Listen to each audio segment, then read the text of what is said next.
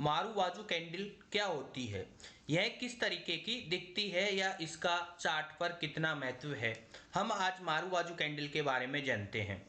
मारुवाजू candle के बारे में हम आज जानते हैं। मारुवाजू कैंडल किस तरीके से बनती है या इस मारुवाजू कैंडल की साइकोलॉजी क्या होती है, उसे हम चार्ट पर देखते हैं।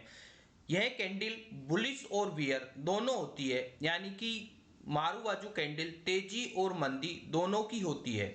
मारुवाजू कैंडल ट्रेंड के बीच में भी बन सकती है, ट्रेंड के नीचे की तरफ और ऊपर की तरफ भी बन सकती है, यानी कि मारुवाजू कैंडल का चार्ट पर किसी भी जगह पे बन सकती है और इसका महत्व बहुत अधिक है। आप देख सकते हो कि इस चार्ट पर यह एक रेड मारुवाजू कैंडल है। यह किस तरीके से ओपन और क्लोज होती है उसे हम देखते हैं। इसमें देखिए कि जो ये ऊपर का ये जो पिन बार है यह इसका हाई है। उस दिन यह कैंडल इस जगह पे ओपन हुई और ओपन होने के बाद में कुछ प्राइस को ऊपर की तरफ लेके गई, फिर वापस यह कंटिन्यू नीचे की तरफ गिरती गई और इस जगह पे नीचे को जो ये पिन बार है यानी कि जो छोटी शैडो है इस जगह पे इसने लो लगाया और इसके थोड़े ऊपर जाके क्लोज हो गई। यानी कि मारुवाजू जो कैंडल होती है उसमें बॉडी बड़ी होती है और शैडो छोटी होती है, और जो रेड मारुवाजू कैंडल होती है वह बहुत मंदी का संकेत देती है। यानी कि जो शेयर अच्छी खासी तेजी में था उसे यह अगर मारुवाजू रेड कैंडल बड़ी बड़ी बनती है तो उस शेयर को नीचे की तरफ तेजी से गिरा देते हैं, यानी कि इसमें सेलर हावी होते हैं। और ग्रीन मारुवाजू कैंडल में आप देख सकते हो कि ये जैसे ही ग्रीन मारुवाजू कैंडल बनती है तो यह तेजी का संकेत देती है, यानी कि इन कैंडलों में बड़े बड़े बायर प्लेयर जो कि इनमें पैसा इन्वेस्ट करने के लिए आ गए हैं और इसे हम प्राइस के हिसाब से ही किसी भी शेयर को जो प्राइस चल रहा है उसके बिहेव के हिसाब से ही हम उसे बाई और सेल करते हैं। जब उसमें रेड बड़ी बड़ी कैंडलें बनती है तो उस शेयर को हम एग्जिट करते हैं और जिसमें बड़ी बड़ी ग्रीन मारुवाजू कैंडल बनती है तो उसे हम बाई करते हैं और हमारे पोर्टफोलियो में उसे होल्ड रखते हैं। इसमें हम देखते हैं कि ये देखिए एक मारुवाजू कैंडल यहाँ पे बनी। अब जैसे ये मारुवाजू कैंडल बनी है तो इसके लो का तो स्टॉप लॉस लगाना है और इसके हाई के ऊपर जो भी ग्रीन मारुवाजू कैंडल यानी कोई भी ग्रीन कैंडल बनती है तो हमें उसे बाय करना है और इसके नीचे की जो ये मारुवाजू कैंडल है इसका स्टॉप लॉस लगाना है। और जब तक हमें कोई किसी भी कैंडल का संकेत नहीं मिले तब तक हमें होल्ड करना है। मारुवाजू कैंडल इतनी बुलिश होती है कि मैं पूरे चार्ट को डाउन ट्रेंड के चार्ट को पूरे अप ट्रेंड में बदल देता है, क्योंकि जब मारुवाजू बड़ी बड़ी कैंडल बन रही है तो उस शेयर में कुछ अच्छी न्यूज जरूर है, इसीलिए बड़ी बड़ी मारुवाजू कैंडलें उस शेयर में बन रही है और इसमें बड़े बड़े प्लेयर इन्वेस्ट करते हैं तो तब उस शेयर में उसके चार्ट में हमें बड़ी बड़ी मारुवाजू कैंडलें ही दिखती है। अब इसमें आप देख सकते हो कि ये किस तरीके से ओपन और क्लोज होती है। यह एक मारुवाजू ग्रीन कैंडल है, इसमें इस जगह पे ओपन हुआ, ओपन होने के बाद में इस जगह तक हाई लगाया, हाई लगने के बाद कुछ नीचे की तरफ गिरा और इस जगह पे क्लोज हो गया।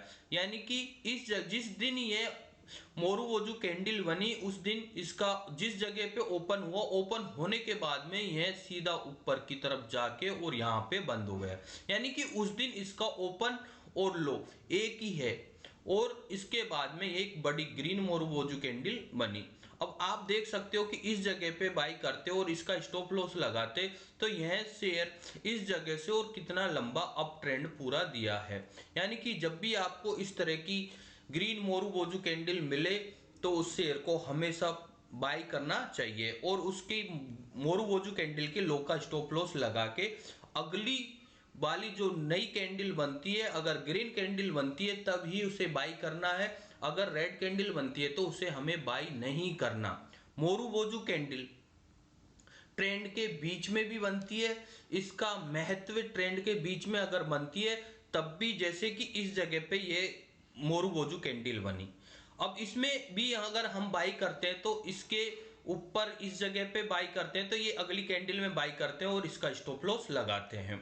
और अगर इसमें ट्रेंड के बीच में जिस जगह पे भी बनती है तो हम मारुवाजू कैंडल पे हम बाई कर सकते हैं और ट्रेंड के बीच में अगर रेड मोरुबोजू बनती है तो उसका भी महत्व है। ऐसा नहीं कि मोरुबोजू रेड कैंडल हमेशा हाई पे ही बनेगी, ऐसा नहीं, ट्रेंड के बीच में भी बन सकती है।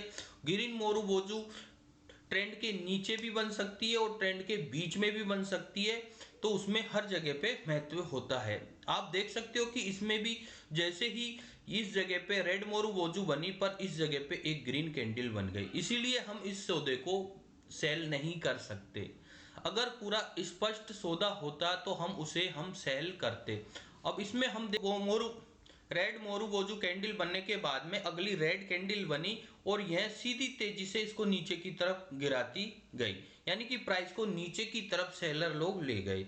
और जैसे ही ये ग्रीन मोरुबोजू आई, यानी कि इस जगह से और यहाँ तक इस शेयर को सेलर लोग इसे अपनी पकड़ मजबूत करके उसे ऊपर से नीचे की तरफ लेके आए, पर इस जगह पे जाके सेलर लोग यहाँ पर थक गए। इसीलिए यहाँ पे फिर जैसे ही सेलर थके तो यहाँ पर बायर लोग आ गए और बड़ी बड़ी मोरुबोजू कैंडल बना के उस शेयर को अप ट्रेंड में बदल दिया। इसीलिए हम किसी भी शेयर को अगर बाई करते हैं तो उसे कैंडल के हिसाब से ही उसे ट्रेस करते हैं कि इसमें बड़े इन्वेस्टर पैसा लगा रहे हैं या नहीं। अगर बड़ा इन्वेस्टर उसमें पैसा लगा रहा है उस शेयर में और बड़ी बड़ी ग्रीन मोरुबोजू कैंडल बना रहा है, तो यह मान के चलना चाहिए कि उस शेयर में अच्छी खासी कोई न्यूज है जो हमें पता नहीं है। अगर उसे प्राइस के हिसाब से उस शेयर को हम खरीदते हैं तो बहुत बड़ा मुनाफा होता है, और इस तरीके से इन कैंडलों के हिसाब से किसी भी शेयर को हम अपने पोर्टफोलियो में बाई करते हैं तो उसमें लॉस की संभावना बहुत कम हो जाती है। अब आप इसमें देखिए कि इस शेयर को हम 2210 रुपए पे अगर बाई करते और इसका स्टॉप लॉस था, यानी कि 20 रुपए के स्टॉप लॉस में आप देख सकते हो कि कितना बड़ा मुनाफा हुआ है। 20 रुपए के स्टॉप लॉस में 2210 से यह शेयर इस जगह पे भी देखते हैं तो 2370 के आसपास गया है। 2370 का यानी कि 90 और 70 160 रुपए, यानी कि 20 रुपए के स्टॉप लॉस पे हमें 160 रुपए मिले हैं। तो और एक और इसमें ये खासियत होती है, अगर मोरुबोजू कैंडल जितने रुपए की है तो लगभग उसका 2 से 3 गुना तक उसका प्राइस जाएगा ही जाएगा। यानी कि ये 20 रुपए की है तो 20 रुपए की कैंडल को आप देख सकते हो कि 20 का 3 गुना होता है 60 रुपए, तो इस जगह पे कम से कम ये 60 रुपए तो एक बार जाएगा ही जाएगा। पर जब तक आपको ऊपर कोई संकेत नहीं मिलता तो उस कैंडल में से या उस शेयर में से हमें बाहर नहीं निकलना है। इसीलिए और इसकी सक्सेस रेट, यानी कि अगर बुलिश मोरुबोजू कैंडल बनती है तो आपको उसमें लगभग यह 95% तक सक्सेस रेट है इसकी, यानी कि ये आपको 5% कंडीशन में ही आपको लॉस देगी, नहीं तो ये 95% तक यह बुलिश कैंडल परफेक्ट काम करती है। यानी कि 95 का रेशियो है, यानी कि आपको 5% ही एक ऐसा रेशियो है जिसमें यह काम नहीं करती। जबकि पर किसी भी शेयर में अगर आप ट्रेंड में हो या कि डाउन ट्रेंड में हो, अगर बीच ट्रेंड के बीच में बुलिश मोरुबोजू कैंडल बनती है तो वह कैंडल उस ट्रेंड को बदलने की काबिलियत रखती है। आप हमारे इस चैनल से जुड़े रहिए, आपको रोज नए नए वीडियो डालेंगे जिससे आपको इस शेयर मार्केट में अच्छी से अच्छी नॉलेज दी जाएगी। शुरुआती फेज से हम सिखाने की कोशिश करते हैं जिससे कि हम आपको अच्छा प्रॉफिट दिला सके।